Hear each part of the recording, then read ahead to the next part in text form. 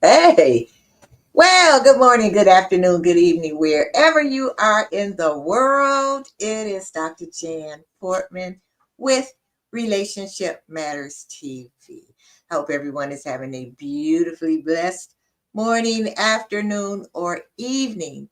As usual, I'd like to have us to continue to offer up prayers for the people who are suffering in California. It's devastating. It's something that we've never seen before.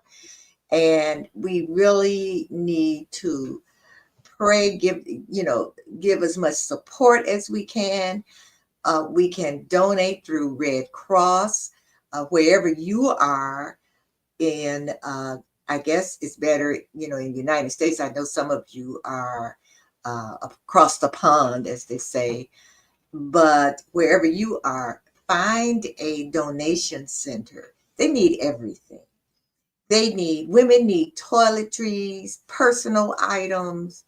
Of course, they need clothing, children need clothing, whatever you have that you are not using, or if you just want to purchase something, but send it to a donation center in LA. Well, we are right outside of Chicago, and so day before yesterday, it was, well, Wednesday, when I left out in the morning to go work out, it was 5 degrees and Fahrenheit. For you people across the pond, I don't know how to change it to centigrade. And it was like about 10 below. But what they're saying, so tomorrow is supposed to be 40. This is pneumonia weather. And then next week it's supposed to be all the way down to 15 degrees below zero. But, you know, you just have to deal with it. Well, that's all I want to just talk about before I bring my guest on. And women, if you have a friend, a neighbor, a colleague who's over 40, they need to be here. They need to be here so they can meet Precious Fuller. Let me tell you about Precious, which I love that name. Let me tell you about Precious before I bring her on. She is an empowerment coach and consultant. She is the founder of Empowered to Live Well. Now, she mainly works with women over 40, that's me, way over, and helps women in their decision making, especially when there are difficult decisions that we, women over 40, have to make. And you know, when I start thinking about the decisions, it's a lot of decisions that younger women don't have to make that we have to make. But she's going to expound a lot more on that. So, what I want to do right now is bring to you Precious Fuller. Hello. Hello, hello. How Thank you for are you? having me. I am well. Happy to be here. I'm happy to see you. I'm happy to see you. How did you get the name Precious? Ah, ha, ha, ha. Yeah, what I, well, it's interesting and it's simple. My mother, she met a child with that name years before I was conceived, and she loved it. It was a little girl, and she just said, "If I ever have a little girl, I'm going to name her Precious." And she did. She had both. She had the little girl, that was me, and she named me Precious. So, came from my mom. She was inspired by someone she met. Oh, okay. 'Cause that's such a it's a nice name, and it just denotes things. You know, when you hear somebody's name Precious, it just gives you a feeling. So we want to welcome one of our guests, one of our fans or members, viewers, Maxine Walker. Hello, Maxine. Very, very, very happy to see you. Very happy to see you. So Precious. Let's jump to it. First of all, I'm going to go into what you do, but I read in your bio that you have a bachelor's degree in communication and you have an educational degree in teaching. So, what did you teach? And how Hmm. long did you teach? Hmm.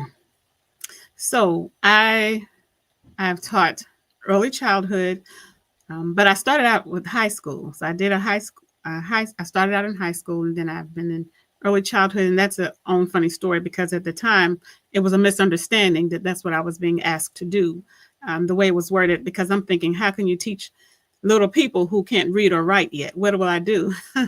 But I learned a lot, and so I was there for a while. Then I worked in career college, did English. English has been my backdrop for most of it, and speaking, career development, and I teach currently. I'm still teaching. I teach some elementary students, and I teach up through high school students. So that's not all I've done, but it has been my constant. Yes, Okay. All right. So, you now, where are you located? I am in Louisiana, so I'm right outside of Shreveport, Louisiana. Oh, okay. Did you all get any snow? We did not, but our neighbors next door in East Texas, they did. Texas got some, but no, we didn't. You want some snow? No, I don't. And I think we got a little sprinkle here or there, but the ground warmed up before anybody could really notice anything. So Okay. All right. So, let's talk about empowerment. And you work with women over 40. Why did you choose that particular demographic? okay, there are some things that in our early lives we expect to have to figure out. We're making decisions. We're setting the blueprint. So you expect to be some I don't want to say surprises, but you're expecting to go through some changes. After a certain stage, a certain level, we figure we got this. We're good. No more big surprises. Or maybe I may not have thought fully when I was considering that, but you're thinking, some things are okay. And then bam, something can happen. And not just the bam. Sometimes things happen that we didn't expect at this later stage in life. We figured that was for the younger ones. We figured we were more stable in certain things. Now, not always the things that we control, but the things around us that impact us. We figured, let's say a relationship, you figured that was solid. It was going to last. Could be a career. That was solid. Or a location. I'm going to live here and everything is good. Um, some things we didn't count on. And so, even though we are more seasoned by then and expected to kind of have things figured out, it's still our first time at that stage, too. And when things hit us, sometimes not only are we not always prepared, we didn't expect to have to deal with it. So, we're dealing with that part, too. Know the direction we need to take and be humble enough to do that, and voracious enough as well to go after what it is we need at that stage. So there were just a lot of things that became aware to me that we still, no matter, as long as you live, you will have experiences and they can take you by surprise, because even if you expect some things, you don't know how they will impact you. But here you are. And sometimes we're at a crossroads in a way where we have to make a critical decision, again, that we maybe didn't expect to have to make at this stage, but we're here and we've got to figure something out. And we don't always have what we need, but we've got to figure it out, even at that stage. Even when not only may others have expected us to be good by now, sometimes we expected us to be good by now and not have certain things to deal with, but we do. So I wanted to provide a space and a training ground and support for women who are figuring it out later in life. So when you say things, like what are you talking about in decisions? What decisions do women over 40 have to make that are different, let's say, for women who are under 40? So let's say there are times if you have gotten to a certain phase of life, you may figure your relationship was solid. You didn't expect the divorce or the separation, and you may have to be the one to initiate it. That may be a crossroads that you are standing on. It also could be sometimes loss, and that can be a loss of a relationship as well, but loss that doesn't always have to involve someone dying, but a loss of sometimes a career change, a loss of our identity in certain roles. And there are times we have to make decisions that may take us away from those we love. Sometimes women have to go away for a while. They may have to leave children. It could be getting away from a bad relationship. It could be a move that just requires some type of a separation. Um, there are others, and of course, grief is, it's not a decision you made, but it's something that happens. And sometimes it just has us revamp things. This is what was on the tip of my tongue. I wanted to say, sometimes we are making a change from belief systems, because some of us, and the older we are, we have been trained, let's say, or conditioned very well. I mean, solid. However, as we matriculate through this life, there are some belief systems that we may call into question, and we may have to make some choices. Do we stick with those? Do they serve us? Was I just taught this, or is it valid? Can it stand on its own? And we only question it when sometimes the pain is great enough. When we have a situation and those beliefs called into question because maybe we did what we were supposed to do or were taught to do, but the outcome wasn't what we expected it to be. So those are just some examples of things that the it can happen in younger years too, but it may impact us differently because of the amount of time we've been in the game and how we have kind of dug our heels in to what we know, think, and our regular path of behaving. So there's some things that can challenge us when we're ready to continue to grow. Growth doesn't stop. And so doesn't stop after 40. For some of us, we're just getting going because we may have been in autopilot possibly in the earlier phases.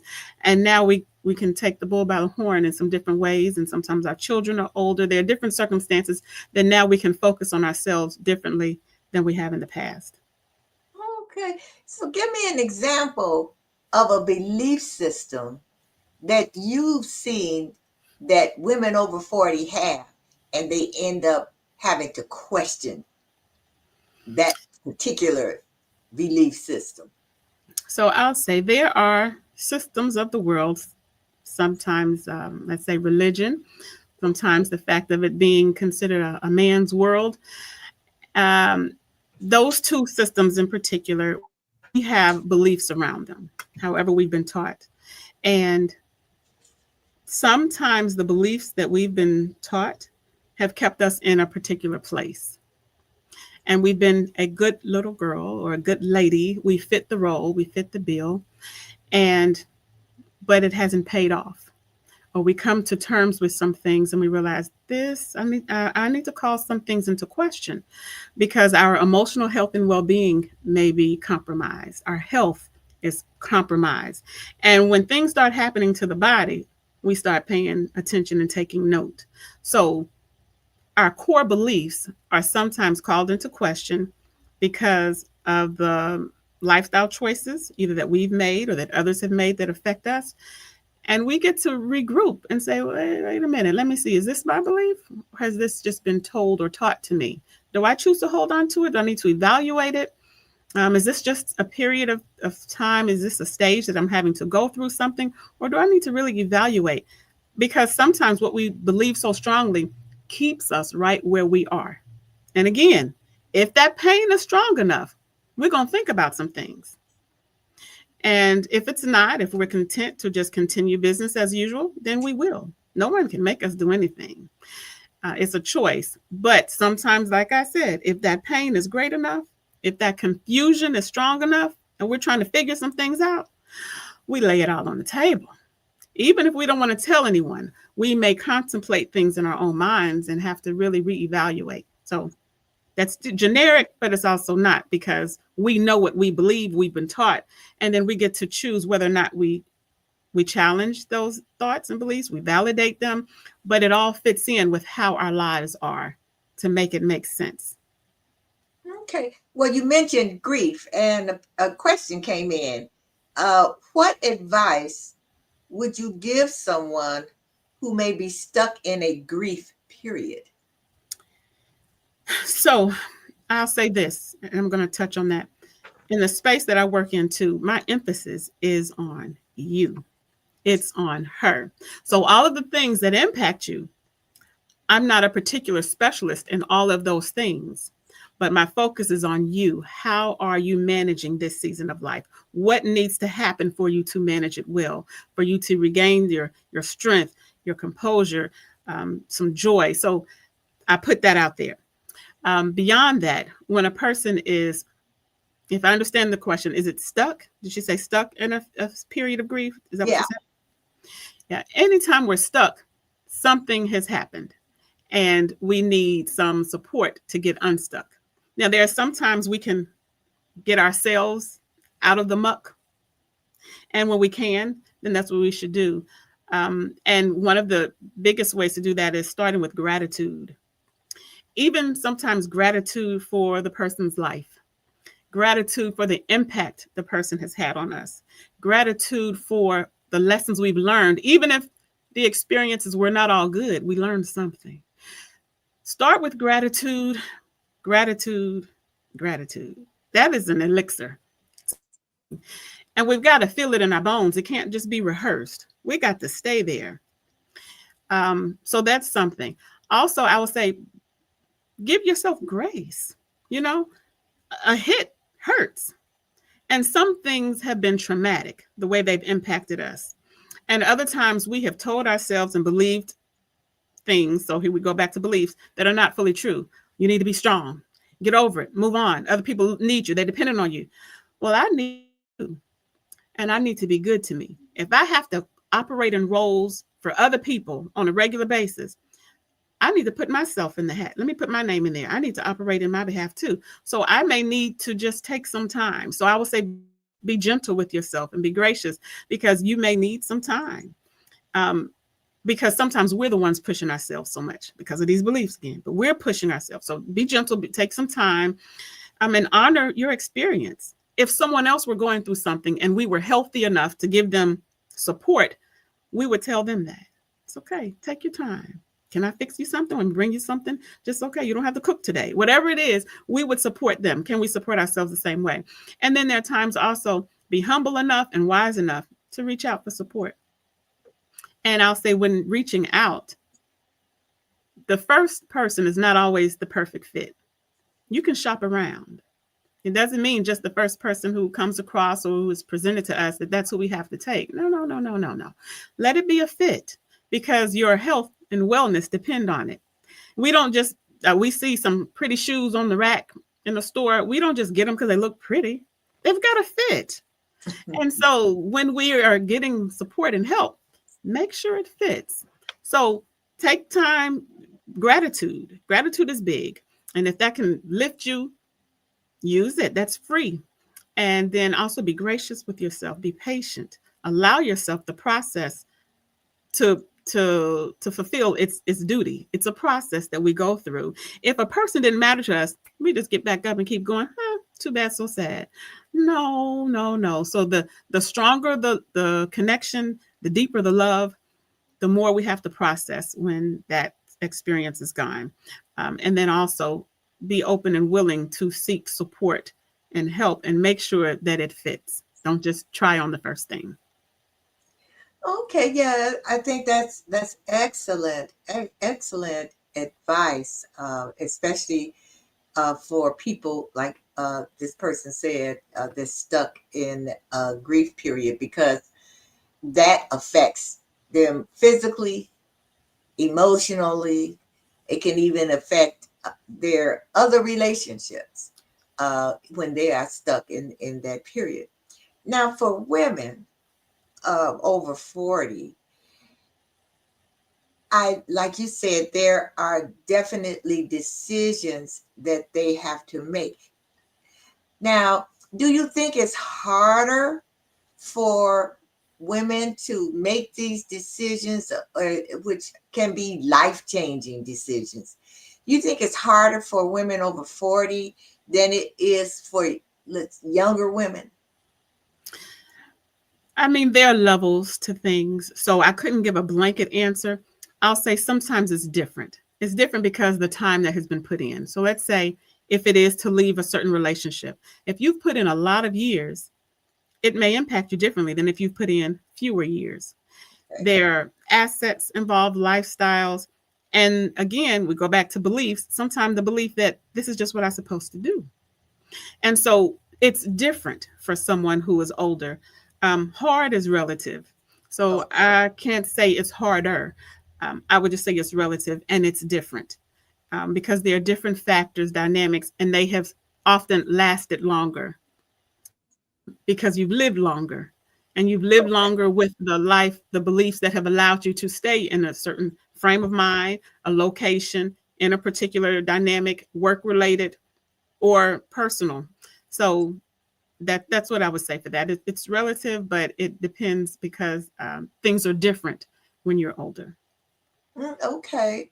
So now in let's say in professional um situations, and I know a lot of time I've met women who are over 40 and they've been in corporate America, say, uh, however many years, and they are trying to make a decision whether or not to stay or go on their own. And I know you said something about uh, transitions, difficult decisions when women are trying to transition from one thing to the next. So, as far as professional uh, uh, relationships or just careers or something, is that based on the same things that you're talking about, beliefs and so on? Okay, so the way I'll answer, redirect me if you need more. Sometimes we've learned to make nice, and I'll say the older we are, the fewer job changes typically those generations have made. The more current we are, people change. We have a whole new way of working by being virtual and working remotely. So things have changed. So we are often more set in what we think and how things should be done.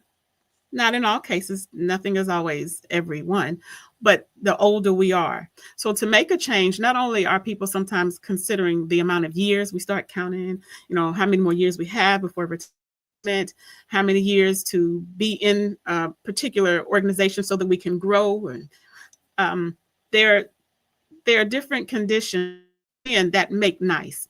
If you've Okay. learned to just make nice, play well, follow the rules, you may not desire to make too much of a change. Change could be scary.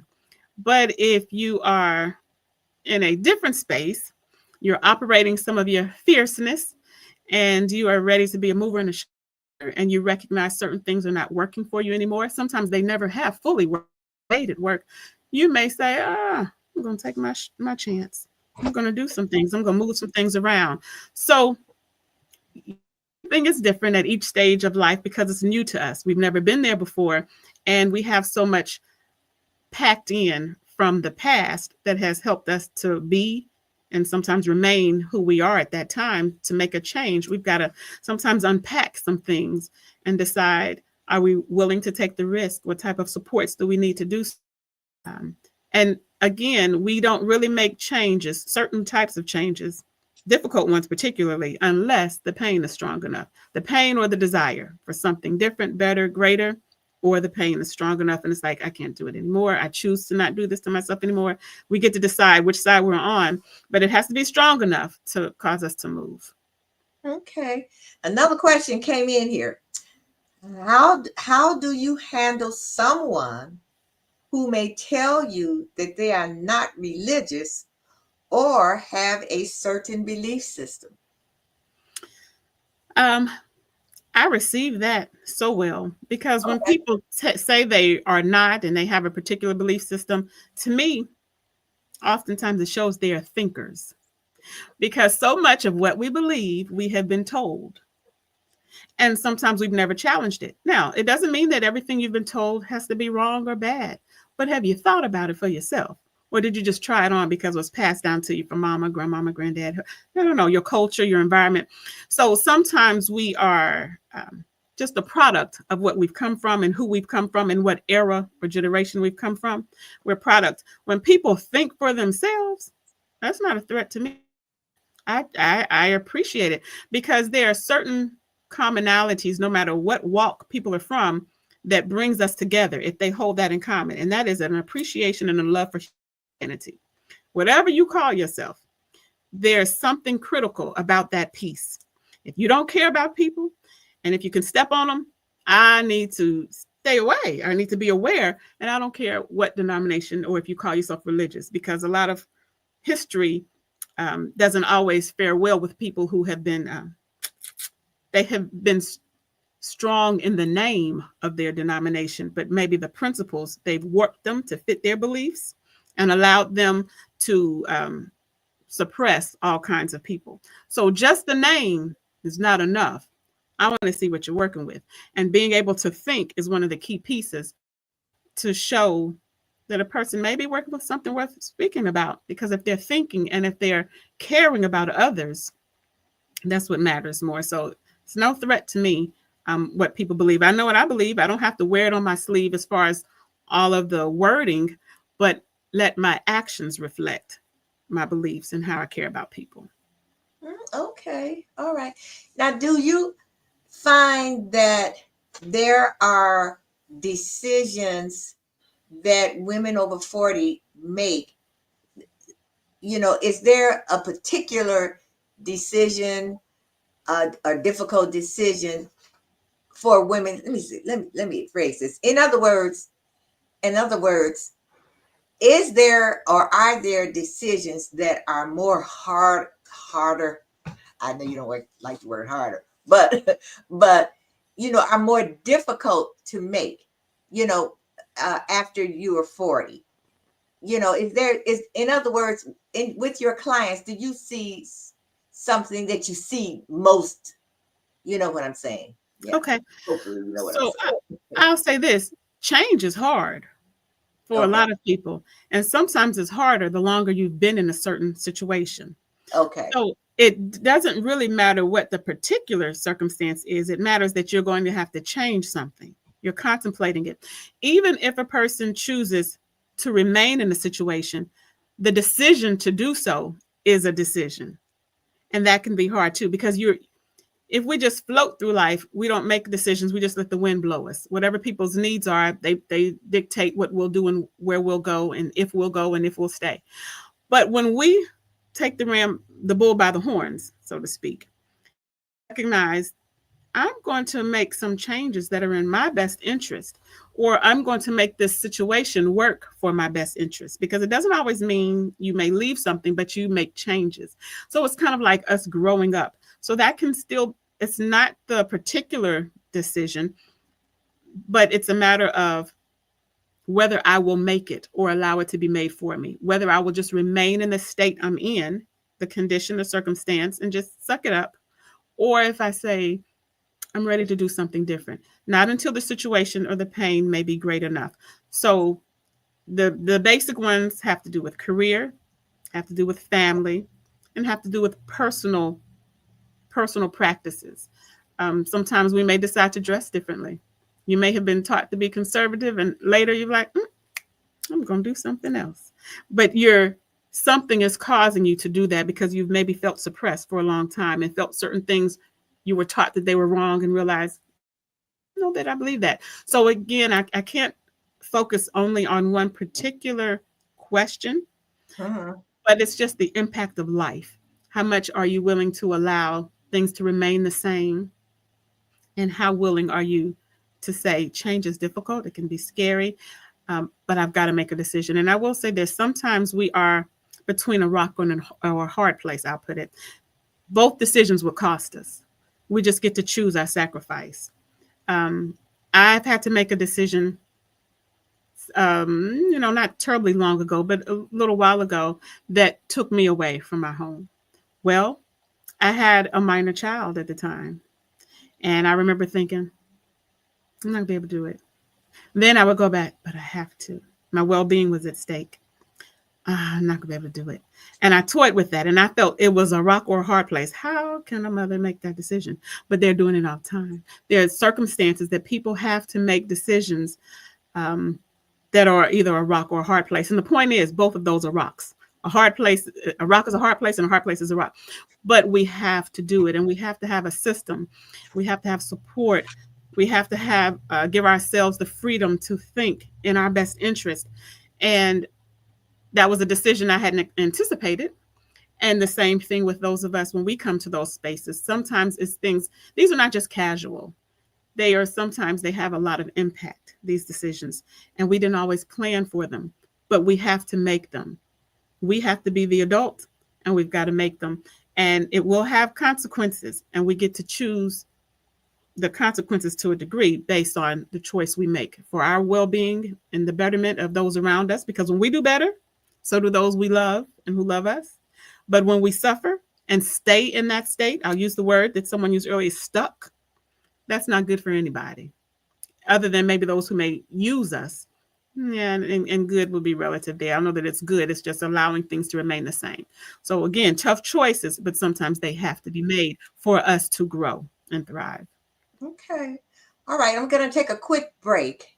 A couple other questions came in, but I'm going to take a quick break, and we will be right back. Don't go anywhere. This is really wonderful and a lot of information, especially for women over 40. Um, and so if you have any questions or any comments, please put them in the chat. Don't wait until it's time to go. But if you have any questions, put them in the chat. Right up so that we can respond to them. So Precious can respond to them. All righty, we will be right back.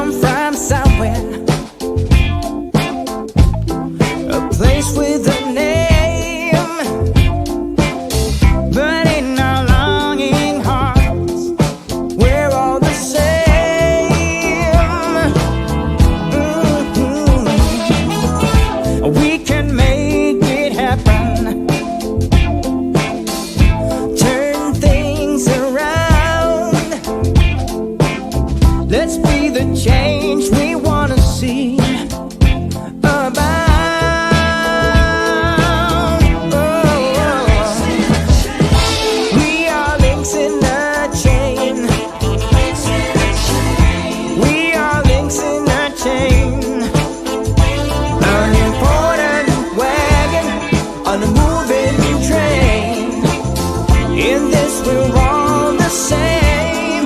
We're mixing the change.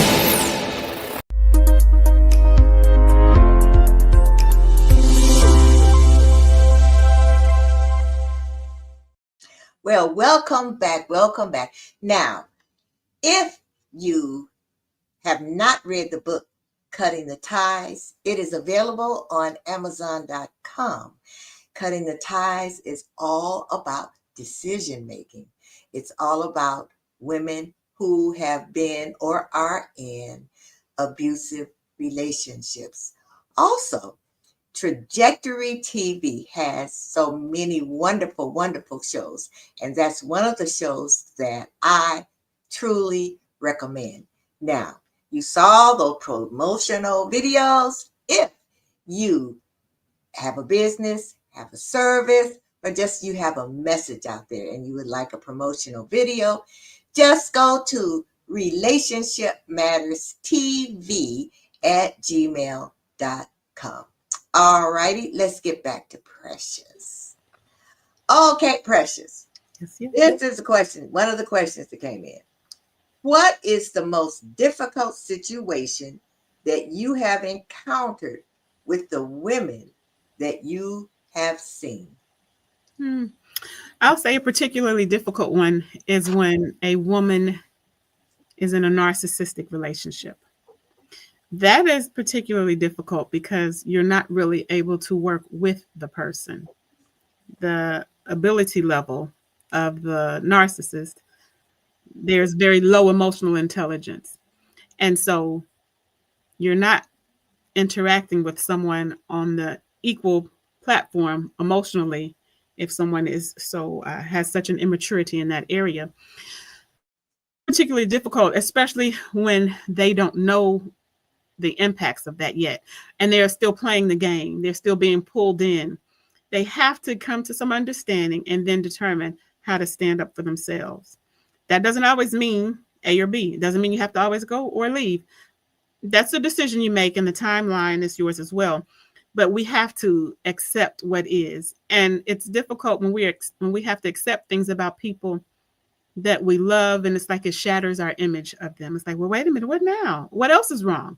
If that something that I didn't expect is the case, like what else have I missed in this relationship with this person or in what other relationships in my life? And it doesn't have to always be with a significant other. We deal with people out. This world has a lot of traumatized and fractured people. Let's say that, and maybe we were some at one point. And it just is. They didn't ask for the scars that caused them to be who they are, but there's a responsibility in navigating them in a way so that they don't continue to impact them. But if they don't have awareness and an ability to do that, then they are affecting those who are affected by them.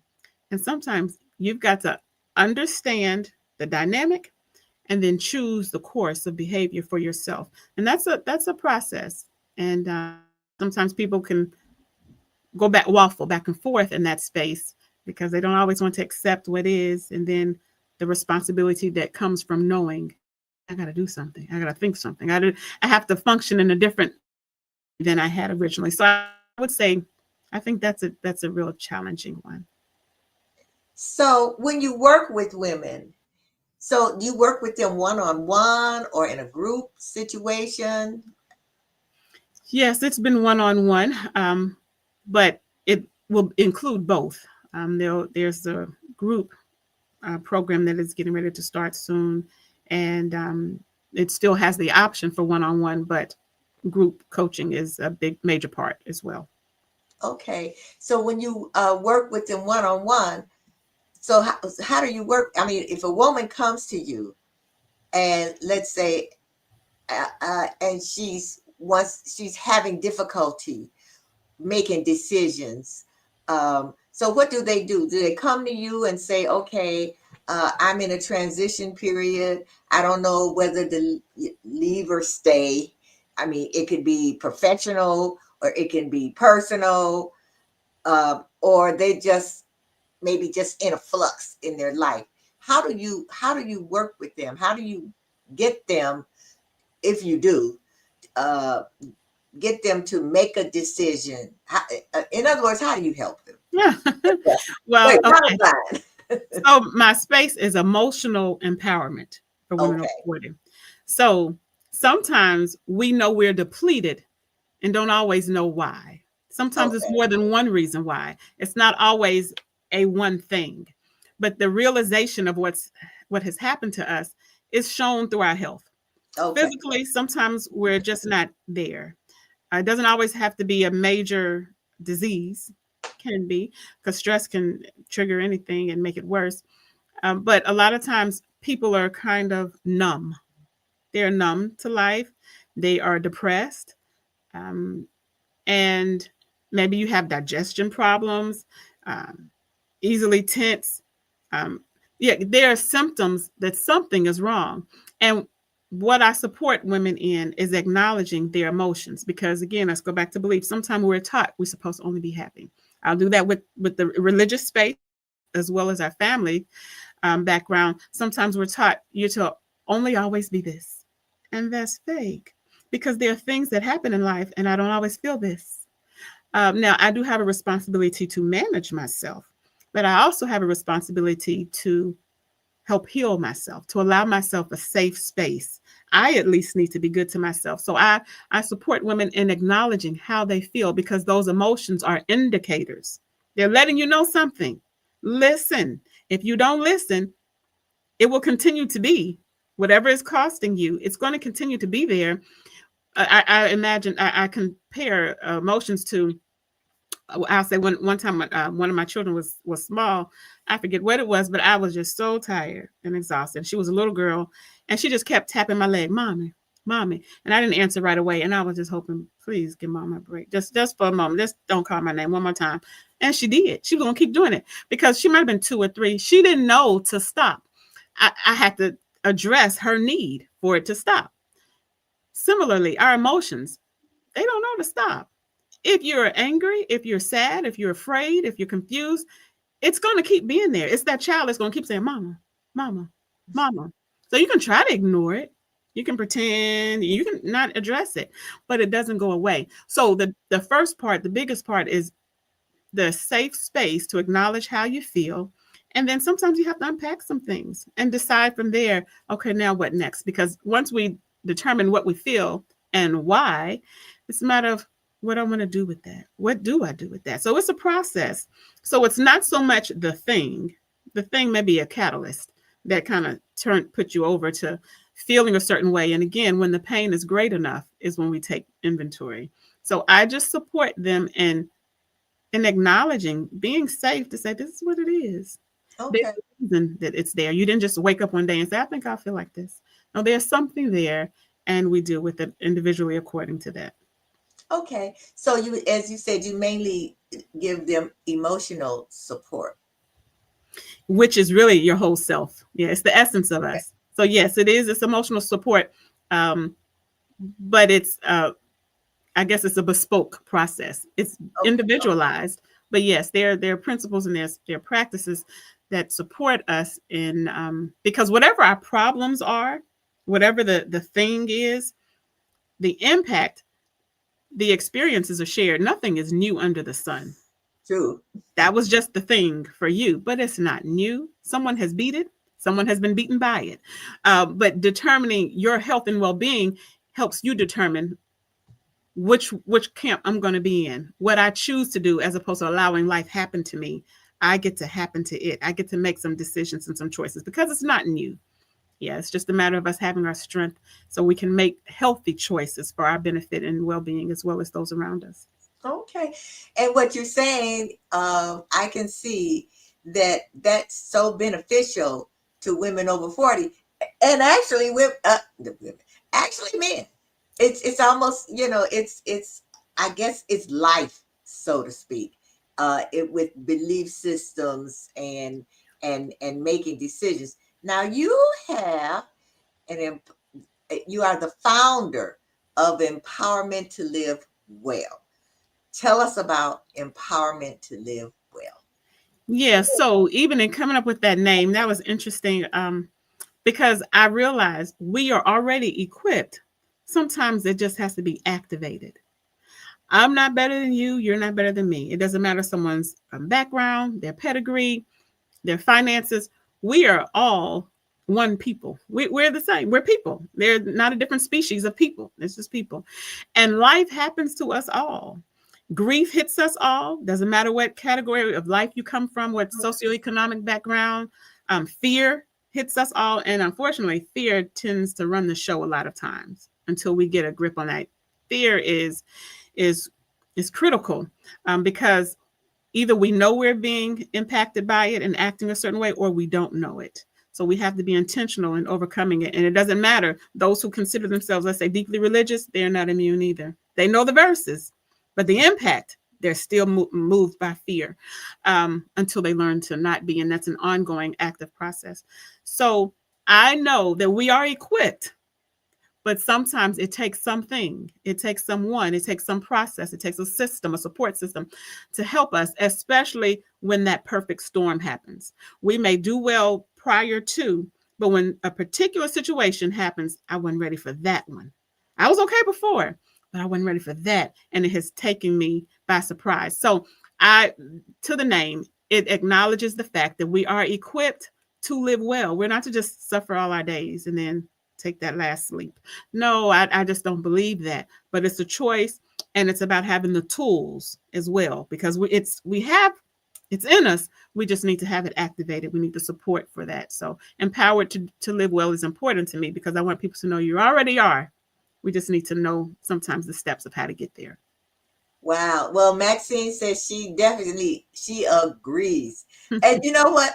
I was going to say to you, Precious, give us a final thought, but you did. You did. So if you would like to get in contact with Precious, for those who are Audible only, you just you Google empowered to live well.com. That's empowered to live well.com. Precious, thank you. Go ahead. Let me make one acknowledgement. There's a change there. I have changed systems in the host for this. So the best way right now would be hold on. Let me take this off and put something else on. So now you go on. So I'm going to put it on there. So what you doing? The best way to reach out would be empowered to live well at gmail.com. Oh, let me put it on here. Well at gmail.com. And of course, wait a minute. Of course, I got to spell it right. Empowered to live well at gmail.com. Okay. Let me see it once you put it up there. Hold on. Empowered to live well at gmail.com. And correct? Empowered ends with the D. You empowered. You have that. Yeah, I have it. Yes. Empowered. That's it. Empowered. That's it. Live well at gmail.com. That's it. All right. Precious, I want to thank you so much. Okay, wait a minute.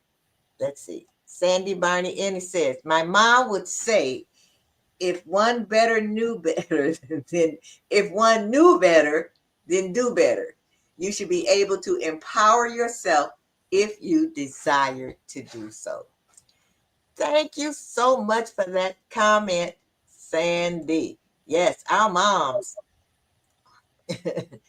always had a really good saying about empowerment. Thank you so much, Sandy. So Precious, thank you. It's that time. I really appreciate it. I really wanted you to come on because my audience is mainly women over 40. And I knew that you would give us some valuable insight and some valuable information. And you put something on my mind too, because I'm over 40, way over 40, double 40. But anyway, but thank you so much, Precious. I really, really appreciate you coming on. Thank you. I've appreciated being here. And I will just say, we get better with time. I like to consider just like wine. I feel like I'm better the older I get, the wiser I get. So we can enjoy this phase of life, make it great. I agree. All right. You have a beautiful, blessed rest of your evening there in Louisiana. Thank you so much. You do the same. All righty. Bye bye. Bye bye. Okay. I really, really, really, really enjoyed my guest tonight. She gave us for women over 40, she gave us a lot of valuable information. And for women who are watching who have not gotten to that age yet, you know what? I think this is something here, a lot that she said that you should think about. You should think about. So that's about it for today. Now, next week, I have a young lady who's coming on and she travels all over the world. So I don't know where she'll be. The last time I talked to her, I think she was in Thailand or something. Her name is Olga. She is 6'5", and she's going to talk about body image. She's a model. Uh, she's lived all over the world. She has a fascinating story. And we had a lengthy conversation. I thought I was tall. I'm 5'9", but I'm shrinking now. I'm 5'8.5". But and I had an issue with being tall. I was always the one when we took class pictures up on the top row with the boys. And I had an issue, with my body identity, so to speak. So she's really going to talk about that. It's going to be very, very, very interesting. So I will see all of you again next. Will I be here? Yeah. I'm going out of town. But yeah, I will be here. I have to make sure I'm here. Oh, no, wait a minute. No, it will be an encore next week, I believe. I'm not sure. But anyway, tune in. I know I'm doing some traveling because I'm doing some speaking. So tune in next Thursday night, 7 p.m. Central Time, 8 p.m. Eastern Time, 5 p.m. Pacific Time to Relationship Matters Show. Have a beautiful, blessed rest of your morning, afternoon, and evening. And remember, there are all kinds of relationships, and there are all kinds of relationship matters. Life is about relationships. I'll see you again next week. Bye-bye.